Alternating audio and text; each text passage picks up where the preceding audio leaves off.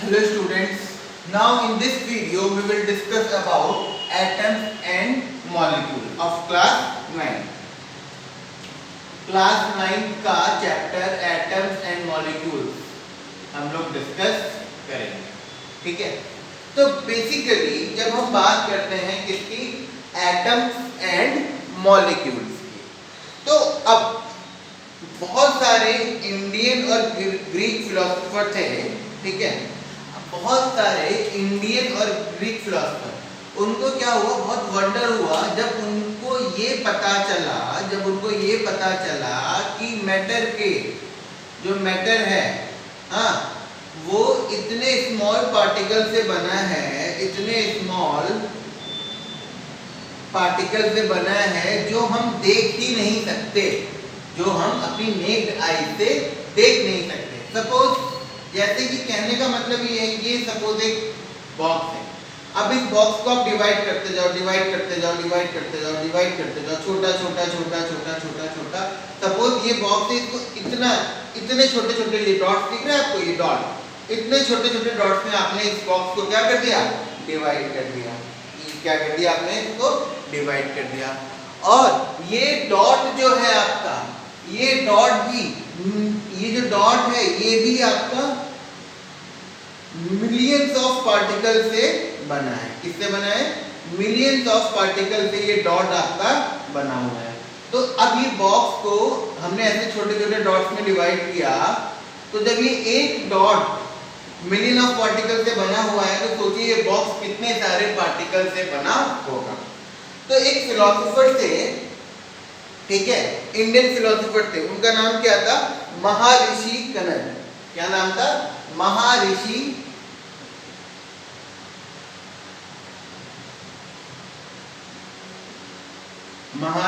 कनद, ठीक है। इन्होंने क्या ऑब्जर्व किया, इन्होंने जो मैटर है उसको क्या किया, डिवाइड करना शुरू किया, छोटे पार्ट में डिवाइड करना शुरू किया। इन्होंने मैटर को छोटे छोटे पार्ट्स में क्या करना शुरू किया, डिवाइड करना शुरू किया। अब ये डिवाइड करते गए बहुत छोटे छोटे पार्ट्स में, ठीक है। जैसे ये है, एक ऐसे ही डिवाइड करते गए। जैसे इसको क्या किया, पहले हाफ किया, फिर हाफ को लीजिए, एक सेकंड, इन्होंने किस तरीके से डिवीजन किया, ये लिया, इसको हाफ किया। अब ये हाफ को लिया, फिर उसका हाफ कर दिया, फिर इसको लिया, फिर उसका हाफ कर दिया, ठीक है। फिर इसको लिया, फिर उसका हाफ कर दिया, फिर इसको लिया, फिर इसका हाफ कर दिया, फिर इसको लिया, फिर इसका हाफ कर दिया। ऐसे ही डिवाइड करते चले गए, ठीक है। तो ये धीरे धीरे डिवाइड होता चला गया। एक टाइम पे इतना छोटा डिवीजन आ गया, विच was unable to get divide further, ठीक है। अब इतना छोटा पार्टिकल आ गया, जब आप डिवाइड करते गए पार्टिकल्स को, और छोटा, और डिवाइड काटते गए, जब एक ऐसा पार्टिकल आ गया जो फर्दर डिवाइड नहीं हो सकता था, उसको इन्होंने क्या नाम दिया, परमाणु। क्या नाम दिया उन्होंने, परमाणु। उस पार्टिकल को उन्होंने क्या नाम दिया, परमाणु नाम दिया। तो एक इंडियन फिलोसोफर थे महर्षि कनद, उन्होंने क्या पोस्टुलेट किया कि अगर हम डिवाइड करते जाएंगे मैटर को, तो हमें और स्मॉल छोटे छोटे पार्टिकल्स मिलते जाएंगे, और एक टाइम आएगा जिसके आगे आप फर्दर डिवीजन नहीं कर सकते, और वो जो पार्टिकल है जिसको आप फर्दर डिवाइड नहीं कर सकते, उसे क्या बोला, परमाणु बोला। क्या बोला, परमाणु बोला। इसी एरा में जब महर्षि कनद ये एक्सपेरिमेंट कर रहे थे, और ग्रीक फिलोसोफर थे, उन्होंने भी सेम चीज कही, लेकिन परमाणु ना बोल के उसको क्या बोला, एटम बोला। परमाणु ना बोल के उसको क्या बोला, एटम बोला। इसीलिए एटम हमारा इंग्लिश वर्ड है और परमाणु हम हिंदी में बोलते हैं। फॉर एग्जाम्पल एटम बॉम्ब, हाँ, और हिंदी में परमाणु बॉम्ब, ठीक है। तो परमाणु is Hindi version of atom, ठीक है। क्योंकि जो परमाणु नाम दिया था वो महर्षि कनद फिलोसोफर थे, उन्होंने दिया था, वो इंडियन थे, ठीक है। और ये जो आपका एटम नाम दिया था, ये आपके ग्रीक फिलोसोफर थे, उन्होंने ये नाम दिया था। ठीक है। अच्छा, अब 18th सेंचुरी खत्म होते होते 18th सेंचुरी खत्म होते होते 18th सेंचुरी जब आपकी खत्म होने वाली थी, मतलब कि 1789 वगैरह में जब आपकी 18th सेंचुरी क्या हो रही थी, खत्म हो रही थी, तब साइंटिस्ट लोग थे, उन्हें डिफरेंस पता चला किसके बीच में, एलिमेंट्स और कंपाउंड्स के बीच में। किसके बीच में डिफरेंस पता चला? 18th century, by the end of 18th century, by the end of 18th century, ठीक है। जब आपकी 18th सेंचुरी खत्म हो रही थी, तब साइंटिस्ट को पता चला एलिमेंट्स और कंपाउंड्स के बीच में डिफरेंस। क्या पता चला?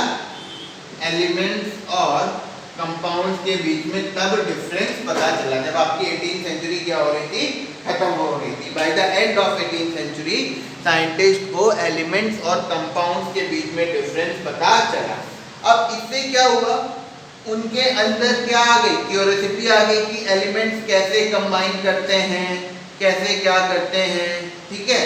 तो इसके बेसिस पे एक थे साइंटिस्ट एंटोनी, उन्होंने कुछ लॉज दिए केमिकल कॉम्बिनेशन के ऊपर। उन्होंने क्या दिए, कुछ लॉज दिए केमिकल कॉम्बिनेशन के ऊपर। तो वो लॉ जो हैं वो हमें समझाएंगे कि किस तरीके से एटम्स या ये चीजें हैं कैसे कंबाइन करते हैं, कंपाउंड क्या होता है, मॉलिक्यूल क्या होता है, ये सारी चीजें हम इसमें समझेंगे। तो उनको क्या दिया, लॉज ऑफ केमिकल कॉम्बिनेशन, क्या बोला गया उसको, लॉज ऑफ केमिकल कॉम्बिनेशन, ठीक है। क्या हुआ आपका, आया लॉज ऑफ केमिकल कॉम्बिनेशन, ठीक है। तो इसमें सबसे पहले क्या था, law of conservation of mass. क्या पहला क्या था इसमें, law of conservation of mass, law of conservation of mass. ये क्या कहता है, ये क्या कहता है, इट स्टेट्स दैट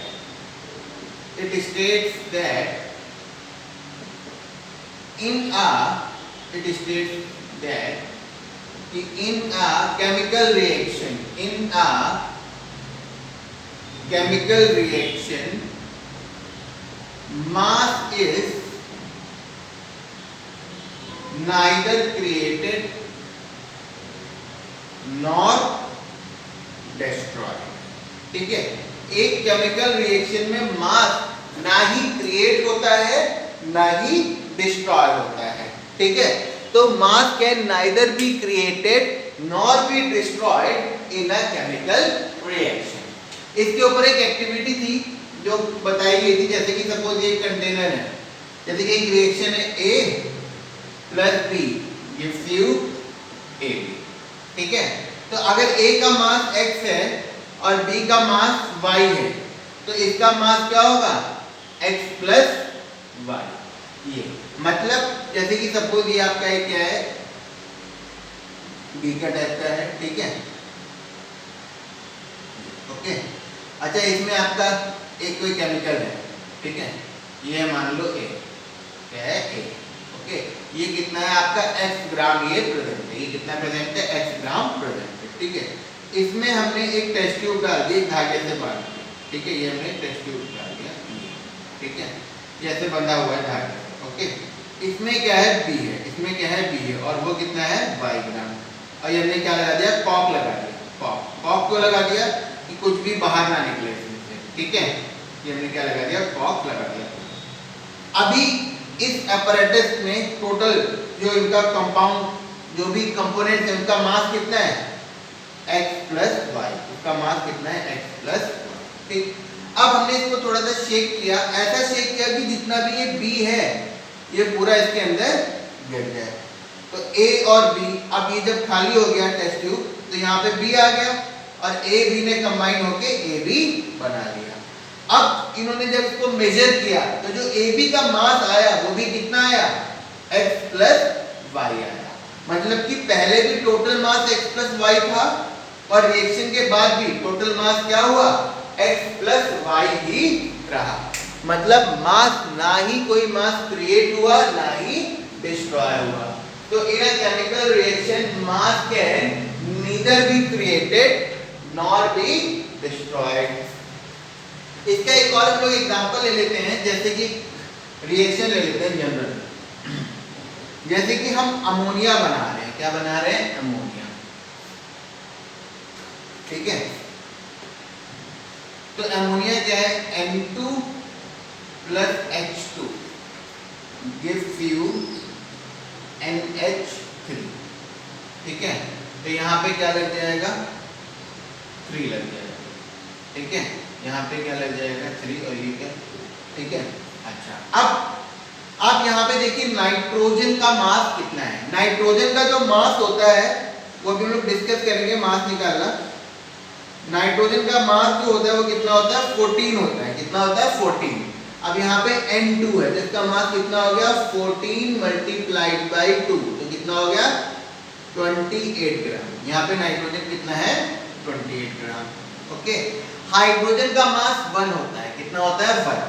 तो यहाँ पे क्या है? 3 इंटू ब्रैकेट में क्या हो जाएगा? 1 इंटू 2, 1 इंटू 2 जो यहाँ पे है वो तो मल्टीप्लाई होगा ही होगा पूरे में। ठीक है, तो 3 इंटू हाइड्रोजन का मास इंटू 2, तो ये कितना हो गया आपका? 6 ग्राम। ठीक, अच्छा। अब यहाँ पे देखिए, पहले तो 2 लगा हुआ है, देखिए इस पूरे के यहाँ पे 2 लगा हुआ है, तो आप 2 ऐसे लिख दो। फिर ब्रैकेट के अंदर नाइट्रोजन का कितना होता है? 14, तो 14 लिख दिया। फिर अब क्योंकि नाइट्रोजन के साथ यहाँ पे 1 2 तो लगा नहीं, तो जब कुछ नहीं लगा है, जैसे नाइट्रोजन है, अब यहाँ पे कुछ लगा है? नहीं लगा है, तो सिंपल 14 लिख देंगे। अगर 2 लगा होता है यहाँ पे तो 2 से मल्टीप्लाई करते हैं, 3 लगा होता है तो 3 से मल्टीप्लाई करते हैं। ठीक है, तो 14 रहेगा। फिर प्लस हाइड्रोजन का कितना होता है? 1, तो 1 लिख दिया, मल्टीप्लाइड बाई 3, क्योंकि हाइड्रोजन के वहां पे 3 लगा है, और 2 ये लगा हुआ था तो 2 इधर लग गया, तो ये क्या हो जाएगा? 2 इंटू 14 प्लस 3, 14 प्लस 3 कितना हो गया? 17, तो 2 इंटू 17 कितना हो गया? 34 ग्राम। ओके, अब आप देखिए यहाँ पे ये वाला जो पार्ट है रिएक्टेंट, ये वाला पार्ट क्या है? रिएक्टेंट। हाँ, और जो इधर वाला पार्ट होता है एरो के उधर, वो क्या होता है? हमारा प्रोडक्ट। वो हमारा क्या होता है? प्रोडक्ट होता है। ठीक है, अच्छा। अब रिएक्टेंट पे आप देखिए टोटल मास कितना है? रिएक्टेंट साइड में कितना है? 28 प्लस 6 कितना है आपका? 34 ग्राम। रिएक्टेंट साइड पे जो हमारा सारे रिएक्टेंट्स का जो मास है वो कितना आ रहा है आपका? 34 ग्राम आ रहा है। ठीक, अच्छा। अब आप प्रोडक्ट में जाइए, प्रोडक्ट की तरफ भी आपका मास कितना आ रहा है? वो भी कितना आ रहा है हमारा? 34 ग्राम, है ना? तो देखिए जो सारे रिएक्टेंट्स का मास ऐड करके 34 ग्राम आ रहा है, और प्रोडक्ट्स का भी मास कितना आ रहा है? 34 ग्राम आ रहा है। तो जितना मास रिएक्शन से पहले था उतना ही मास रिएक्शन के बाद भी है। तो ना ही कोई मास क्रिएट हुआ है, ना ही कोई मास डिस्ट्रॉय हुआ है। तो mass is neither created nor destroyed in a chemical reaction. ये हमारा एक लॉ हो गया। ठीक है, फिर हमारा आता है second law, that is law of constant proportion. Second law क्या होता है? Law of constant proportion. ये नाम से आपको समझ में आ रहा होगा, लॉ ऑफ कांस्टेंट प्रोपोर्शन। किसी भी कंपाउंड में जो प्रोपोर्शन होता है वो क्या होता है? सेम होता है। तो अब सेकंड क्या है आपका? Law of constant proportion. ठीक है, अब देखिए ये जो लॉ ऑफ कांस्टेंट प्रोपोर्शन है ये क्या कह रहा है? लॉ ऑफ कांस्टेंट प्रोपोर्शन क्या कह रहा है? ये कह रहा है कि कोई भी कंपाउंड में जो एलिमेंट्स का जो रेशो होता है वो क्या होता है? फिक्स्ड रेशो होता है बाय मास। ठीक है, तो क्या इन अ केमिकल सब्सटेंस, क्या in a chemical substance elements are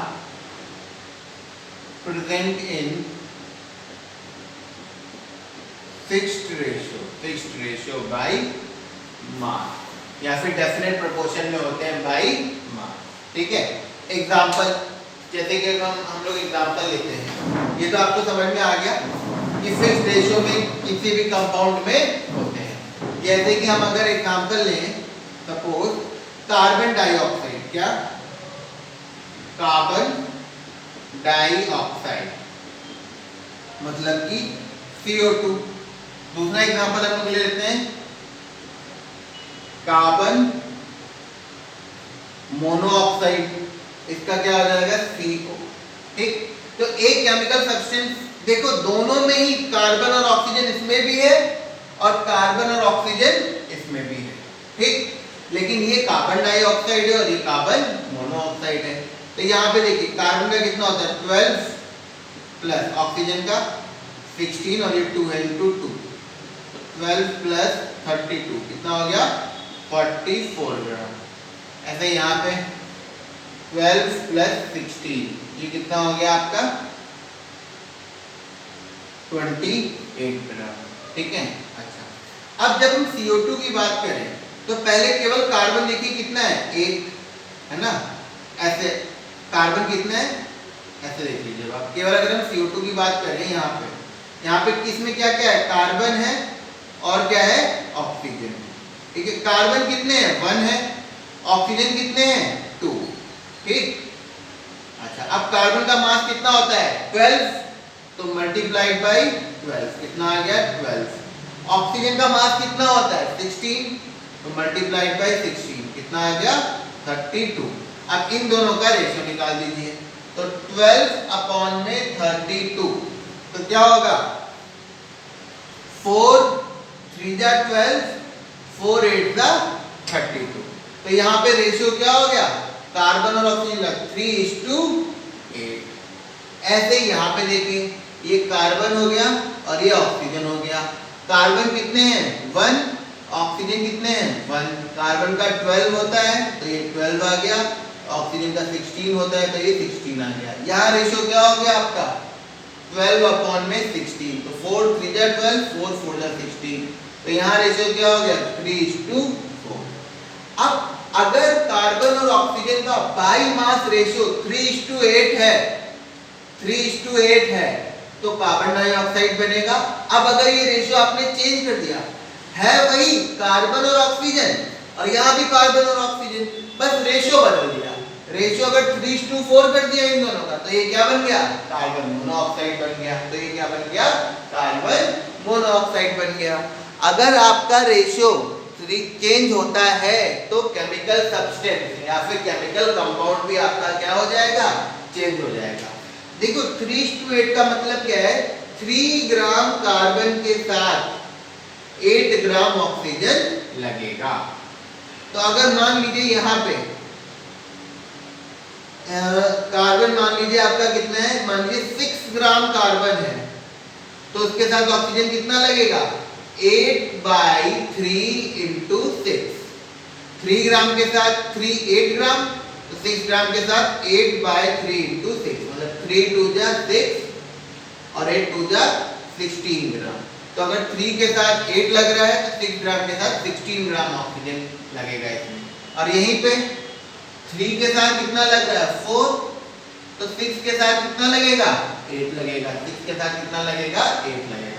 तो आप देखिए अगर मास रेशियो बदल रहा है तो आपका कंपाउंड बदल जाएगा। तो कार्बन डाइऑक्साइड में जो कार्बन और ऑक्सीजन का रेशियो है वो हमेशा क्या रहेगा 3:8 रहेगा।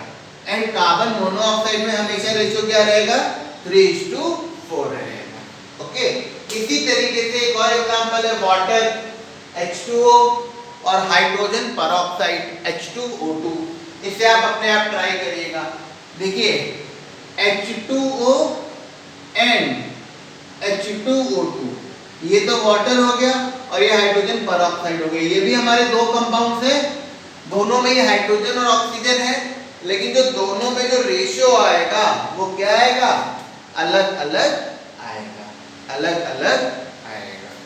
ठीक है, अच्छा अब उसके बाद इन लॉज के बाद एक हमारे साइंटिस्ट है डेल्टन, उन्होंने कुछ हमें थ्योरी दी थी, एटॉमिक थ्योरी, उन्होंने कुछ पोस्टुलेट दिए। ठीक है, तो जो डेल्टन ने पोस्टुलेट दिए थे वो जो पोस्टुलेट थे सही थे, बट जब आप आगे फर्दर स्टडीज पढ़ोगे आगे तो कुछ चीजें जो हैं उनकी वो हम उनको थोड़ा डिलेमा में देखेंगे। डिलेमा इन द सेंस वो बातें ऐसा लगेगा सही है बट वो कॉन्ट्राडिक्ट हो जाएंगी। कॉन्ट्राडिक्ट क्यों हो जाएंगी? जैसे वो अभी कहेंगे एटम जो है वो डिवाइड नहीं हो सकता, लेकिन जब हम फर्दर हायर क्लासेस में जाएंगे तो हम देखेंगे एटम भी डिवाइड हो रहा है, एटम भी डिवाइड हो रहा है। ठीक है, अच्छा चलो फिलहाल हम देखते हैं डेल्टन एटॉमिक थ्योरी। क्या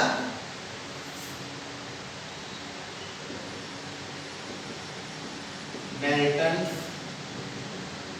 एटॉमिक थ्योरी। ठीक है, तो जब हम डेल्टन एटॉमिक थ्योरी की बात करते हैं तो इसमें सबसे पहला क्या पोस्टुलेट आता है? All the matter is made up of very tiny particles called atom. क्या? all matters are made up of very tiny particles called atom। ठीक है, मतलब कि हर चीज किससे मिलके बनी है? एटम से मिलके बनी है। Everything in this world is made up of atom, और हर मैटर जो है वो किससे बना है? एटम से बना है। ठीक है, अच्छा, और एटम जो है एटम्स आर इनडिविजिबल। क्या? इनडिविजिबल, ये डिवाइड नहीं हो सकते। Atoms are indivisible and they cannot be created or destroyed in a chemical reaction। किसी भी केमिकल रिएक्शन में ही क्रिएट या डिस्ट्रॉय नहीं होते हैं, ये बस क्या होते हैं? रीअरेंज होते हैं। क्या होते हैं? रीअरेंज होते हैं। जैसे कि कैसे? जैसे कि क्या है, सपोज आपका क्या है, Zn प्लस CuSO4 है, तो ये आपको क्या देगा? ZnSO4 प्लस Cu देगा। अब आप देखिए ये जो SO4 जो मॉलिक्यूल है, सल्फर और ऑक्सीजन के जो एटम्स हैं वो यहाँ से हटके यहाँ पे आ गए, तो क्या हुआ? रीअरेंज हो गए, इधर से उधर चले गए। बस वो डिस्ट्रॉय भी नहीं होंगे और नए आएंगे भी नहीं, वही एटम शफल हो जाएंगे, इधर वाले एटम उधर चले गए, उधर वाले इधर आ गए, इस टाइप से आपका हो जाएगा। तो और आपकी केमिकल रिएक्शन हो जाएगी। तो बेसिकली क्या होता है, इन अ केमिकल रिएक्शन एटम जो है वो ना ही क्रिएट होते हैं ना ही डिस्ट्रॉय होते हैं, बस क्या होते हैं? रीअरेंज होते हैं। ठीक है, अच्छा, अब एटम्स ऑफ क्या?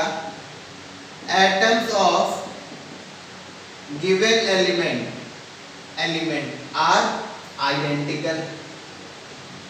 क्या? गिवन एलिमेंट की किसी पर्टिकुलर, जैसे कि हाइड्रोजन है, मान लो हाइड्रोजन है, इसके दो एटम ले लीजिए, ये भी हाइड्रोजन का एटम है, ये भी हाइड्रोजन का एटम है, तो ये सेम होंगे क्योंकि हाइड्रोजन के एटम है तो सेम होंगे दोनों, इनका मास भी सेम होगा, इनकी केमिकल प्रॉपर्टीज भी सेम होंगी, मतलब ये सेम तरीके से रिएक्ट करेंगे, इनका मास सेम होगा, सब कुछ सेम होगा।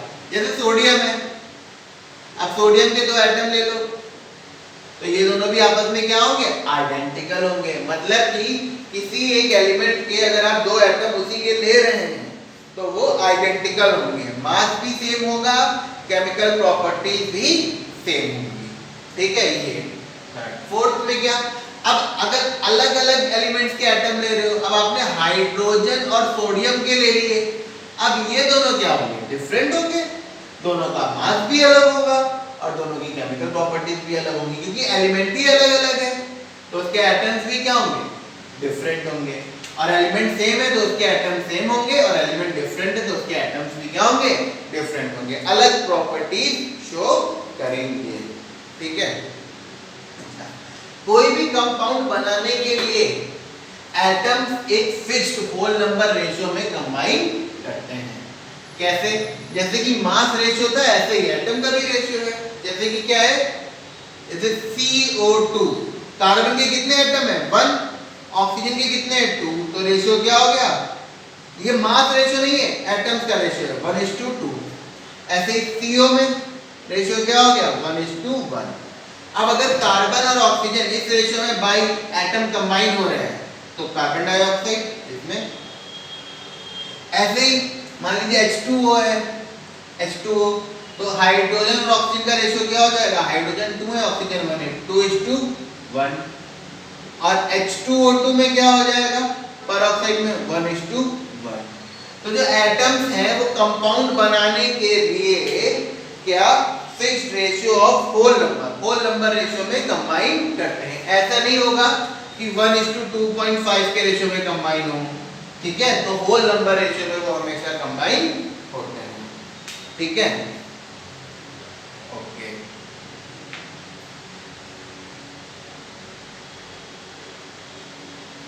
और जो आपके नंबर ऑफ एटम्स होते हैं, मतलब कि ये जो रेशियो होता है ये क्या होता है, कांस्टेंट होता है। किसी भी कंपाउंड के लिए, जैसे CO2 के लिए रेशियो हमेशा क्या रहेगा, 1:2 रहेगा। कार्बन मोनोऑक्साइड के लिए 1:1 रहेगा, वाटर के लिए 2:1 रहेगा, हाइड्रोजन पेरोक्साइड के लिए 1:1 रहेगा। तो किसी भी कंपाउंड में जो नंबर ऑफ एटम्स होते हैं उनका जो रेशियो होता है वो क्या होता है, फिक्स्ड होता है। ठीक है, तो ये हमारी क्या होगी, डाल्टन्स एटॉमिक थ्योरी। अब नेक्स्ट वीडियो से हम कंटिन्यू करेंगे कि एटम एक्चुअली में है क्या, कितना बड़ा है, ठीक है, उसको हम कैसे पढ़ेंगे, एटम के बारे में हम पढ़ेंगे, एटम का नंबर, एटम का मास, ये सारी चीजें हम नेक्स्ट वीडियो से कंटिन्यू करेंगे।